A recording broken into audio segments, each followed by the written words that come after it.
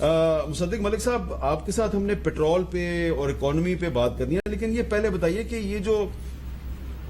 شہباز شریف صاحب charter of economy کی بات کر رہے ہیں اور عمران خان صاحب آج کہہ رہے ہیں کہ ہم تو اسلام آباد آ رہے ہیں جی ایک اور مارچ کرنے کے لیے، تو یہ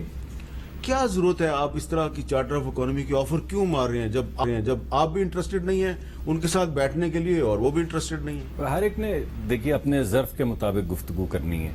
اور شہباز صاحب سمجھتے ہیں کہ جو ملک کے وزیر اعظم کو زیب دیتا ہے وہ ان کو کرنا ہے، اس لحاظ سے وہ سمجھتے ہیں کہ اگر ہمارے ملک کو استقامت کے لیے آنے والے وقت میں ایک ایسی پالیسی چاہیے جس کو کوئی ملائن نہ کرے۔ میں آپ کو ایگزامپل دے دیتا ہوں، ہم نے ایک سی پیک کی پالیسی کی اس امید پہ کہ کوئی بھی آئے، اگرچہ عمران خان صاحب نے، جب آپ کو یاد ہوگا شی جن پنگ جو آ رہے تھے تو انہوں نے دھرنا نہیں ہٹایا، وہ سارا پروسیس ڈیلے ہو گیا، لیکن اس کے باوجود ہمارا خیال یہ تھا کہ جب کوئی شخص اپوزیشن میں یا اینٹ اور گالی کی سیاست سے جب نکل کے پرائم منسٹر ہاؤس جائے تو اس میں جو وقار ایک وزیر اعظم کا ہونا چاہیے وہ خود ہی آ جائے گا۔ وہ کنٹینر سے اتریں گے، وزیر اعظم جائیں گے تو اس منصب کا جو بوجھ ہے اس کو اٹھانے میں کچھ ہیوملٹی ان کے اندر آئے گی، اور اس ہیوملٹی کو مد نظر رکھتے ہوئے وہ کم از کم حکومت کے کیے ہوئے جو معاہدے ہیں ان کا احترام کریں گے۔ مگر انہوں نے کیا کیا؟ انہوں نے کہا کہ چین کے سارے معاہدے جو ہیں یہ فرنٹ کمپنیاں تھیں، اور یہ پاکستان کے سیاستدانوں کو رشوت دینے کا ایک طریقہ کار تھی، جس کے نتیجے میں کیا ہوا کہ چین کے سفیر نے 2 سال کے بعد جاتے جاتے لاہور میں چیمبر آف کامرس کی ایک میٹنگ میں یہ کہا کہ پاکستان از نو مور آر ڈیسٹینیشن آف چوائس، یعنی ہم پاکستان میں انویسٹمنٹ کرنے کا ہمیں کوئی شوق نہیں ہے۔ اور نتیجہ اس کا یہ نکلا کہ کہاں پہ $40 ارب کی انویسٹمنٹ کی بات ہو رہی تھی، اور کہاں عمران خان صاحب کے آخری سال میں $100 ملین، $40,000 ملین کی انویسٹمنٹ اور $100 ملین کی انویسٹمنٹ، یہ فرق پڑا۔ اسی طرح قطری معاہدہ آپ کو یاد ہوگا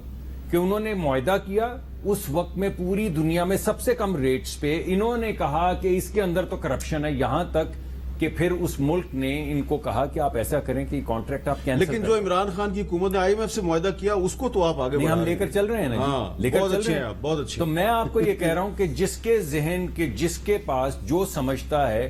کہ جب ایک ملک کسی ریاست کسی معاہدے پہ دستخط کرتی ہے تو اس کی تھوڑی انٹیگریٹی اگر سمجھے اس وقت کا وزیر اعظم کہ وہ صرف کوئی سیاسی پارٹی کا لیڈر نہیں ہے بلکہ ملک کا وزیر اعظم ہے، اور اس کو اپنے ملک کا وقار جو ہے، اگر اس کو نیگوشیٹ بھی کسی چیز کو کرنا ہے کانٹریکٹ کو، تو وقار کو مجروح نہیں ہونے دینا، اور اسی چیز کو مد نظر رکھتے ہوئے وہ ایک رواداری کے ساتھ کہہ رہے ہیں کہ ہمیں ملکی مقدمہ لے کر آگے بڑھنا ہے، سب کو لے کر آگے بڑھنا ہے۔ ٹھیک ہے، عمران خان صاحب جو جواب دے رہے ہیں وہ آپ سن رہے ہیں، وہ اپنی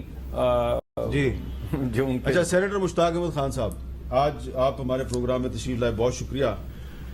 یہ بتائیں کہ یہ جو عمران خان صاحب کہہ رہے ہیں کہ میں دوبارہ مارچ کروں گا، اور شہباز شریف صاحب ان کو چارٹر آف اکانومی کی دعوت دے رہے ہیں، اور کل پارلیمنٹ کا مشترکہ اجلاس ہے، اس اجلاس میں کچھ لیجسلیشن ہونے والی ہے، میری اطلاع کے مطابق آپ نے کچھ امینڈمنٹس پرپوز کیے ہیں، تو آپ کو لگ رہا ہے کہ یہ چارٹر آف اکانومی پہ یہ دونوں بیٹھ کے بات چیت کریں گے؟ بہت شکریہ۔ بات چیت کرنی چاہیے عمران خان کو۔ میں سمجھتا ہوں حامد میر صاحب کہ اس وقت ہماری حکومت، سیاست اور ریاست وہ اشرافیہ کی خدمت میں لگی ہے، اور یہ جو کہا جاتا ہے نا کہ ریاست ہوگی ماں جیسی، تو وہ ماں بھی ہے اور باپ بھی ہے، لیکن اشرافیہ کے لیے، غریب عوام کے لیے نہیں ہے۔ اس وقت اکانومی کی صورتحال بہت خراب ہے، اور سچی بات یہ ہے کہ خراب ہے۔ غریب عوام جو ہیں وہ حکومت تو رونا دھونا کر رہی ہے، ان کو تو رونا دھونا کم کرنا چاہیے اور عوام کے رونے دھونے کے اوپر توجہ دینا چاہیے، اس لیے کہ عوام تکلیف میں ہیں۔ لیکن حقیقت یہ ہے کہ اکانومی کی صورتحال خراب ہے، اور اگر ہم نے اس کے لیے ڈراسٹک چینجز نہیں کی کنسنسس کے ساتھ، تو یہ ہماری ساؤنڈری کے لیے ایک تھریٹ جو ہے وہ بن سکتا ہے۔ لیکن یہ جو شہباز شریف صاحب نے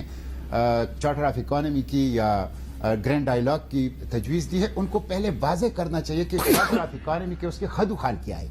کیا وہ IMF کی غلامی سے نجات چاہتا ہے؟ 20 پروگرام ہم نے IMF کے لیے ہیں۔ IMF part of the solution نہیں ہے، پارٹ آف دا پرابلم ہے۔ 20 پروگرامات نے ہمیں غربت کے دلدل میں دھکیل دیا ہے۔ کیا وہ اشرافیہ $17.4 ارب UNDP کہہ رہی ہے کہ ہمارے ٹیکسوں کا جو جمع شدہ ٹیکس ہے اس کے 50% ہے وہ اشرافیہ کنزیوم کرتی ہے، جس میں ٹاپ پہ کارپوریٹ سیکٹر، نمبر 2 پہ بڑے زمیندار اور جاگیردار، نمبر 3 پہ ملٹری بزنس۔ یہ کنزیوم کرتی ہے. اچھا آپ کے ٹیکسوں کا جو نظام ہے 60% انڈائریکٹ ٹیکسز ہے جو کہ غریب عوام دے رہے ہیں اور 40% یا 39% جو ہے وہ ڈائریکٹ جو اشرافیہ دے رہے ہیں. تو پہلے ان کو اس چارٹر آف اکانومی کے یا گرینڈ ڈائیلاگ کے خدوخال واضح کرنا چاہیے کہ کیا وہ انقلابیت چاہتے ہیں, کیا وہ حقیقی آزادی چاہتے ہیں, کیا وہ استعمار اور سامراج سے حقیقت میں اس ملک کو چھڑانا چاہتے ہیں, یا وہ اس کو صرف ایک پولیٹیکل اب سے مائلیج لینے کے کیا لیے. عمران خان بھی یہ چاہتے ہیں کہ استعمار سے